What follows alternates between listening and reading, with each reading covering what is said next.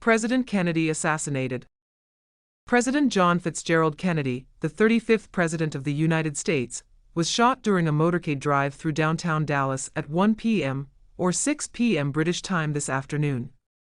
He died in the emergency room of the Parkland Memorial Hospital 32 minutes after the attack. He was 46 years old.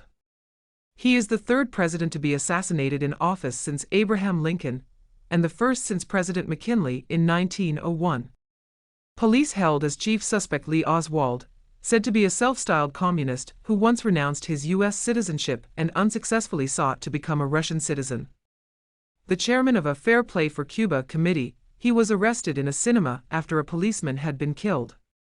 The new president is the vice president, Lyndon Baines Johnson, a 55-year-old native Texan, who took the oath of office in Dallas at 5 minutes to 4 at the hands of a woman judge and later arrived in Washington with the body of the dead president. This is being written in the numbed interval between the first shock and the harried attempt to reconstruct a sequence of fact from an hour of tumult. However, this was the first assassination of a world figure that took place in the age of television, and every network and station in the country took up the plotting of the appalling story. It begins to form a grisly pattern, contradicted by a grisly preface, the projection on television screens of a happy crowd and a grinning president only a few seconds before the gunshots. The president was almost at the end of his 2-day tour of Texas. He was to make a luncheon speech in the Dallas Trade Mart building, and his motor procession had about another mile to go. He had the warmest welcome of his trip from a great crowd at the airport. The cries and pleas for a personal touch were so engaging that Mrs. Kennedy took the lead and walked from the ramp of the presidential plane to a fence that held the crowd in. She was followed quickly by the president, and they both seized hands and forearms and smiled broadly at the people. Muffled shots.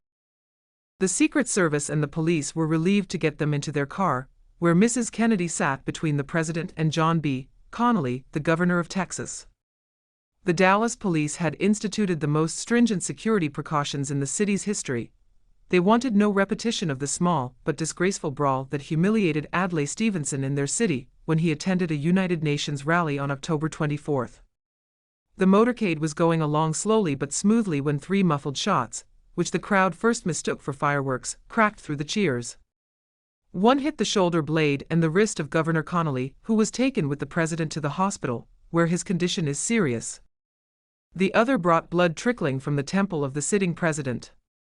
His right arm flopped from a high wave of greeting, and he collapsed into the arms of Mrs. Kennedy, who fell unharmed. She was heard to cry, "Oh no," and sat there all the way cradling his head in her lap. The president was taken to the emergency room of the Parkland Hospital, and Governor Connally was taken into the surgery. Mrs. Kennedy went in with the living president, and less than an hour later came out with the dead man in a bronze coffin, which arrived shortly after 2 priests had administered the last rites of the Roman Catholic Church. The body was escorted by Generals Clifton and McHugh, the president's chief military and Air Force aides, to the Dallas airport and flown thence to Washington.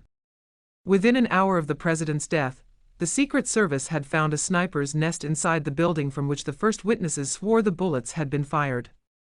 It is a warehouse for a school textbook firm, known as the Texas School Depository, on the corner of Elm and Houston Streets.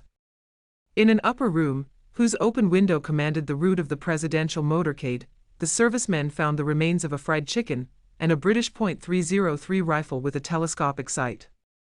Alongside it lay 3 empty cartridges. Later, the police said they had also discovered a German Mauser gun. Plane turns back. The chief White House press secretary, Mr. Pierre Salinger, was in a plane with 4 cabinet members on a goodwill trip to Japan. The plane turned around in mid-Pacific and headed back to Hawaii, and then on to Washington. In the Senate, it so happened that the president's brother, Edward Kennedy, a freshman senator from Massachusetts, was presiding when the chief Democratic whip, Senator Mike Mansfield, went to the rostrum and told him the news. The senator put down his gavel and went from the chamber.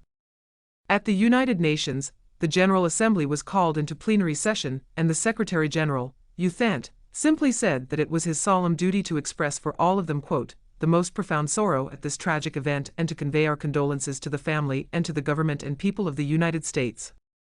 Mr. Dean Rusk, the Secretary of State and other cabinet officials were on the way to Japan. Their plane turned back. President Kennedy's brother, the Attorney General, Mr. Robert Kennedy, was in Washington. Within an hour he and his younger brother, Edward, a Massachusetts senator, were driven to Andrews Air Force Base for a flight to Dallas. Thank you so much for visiting our channel and enjoying our content.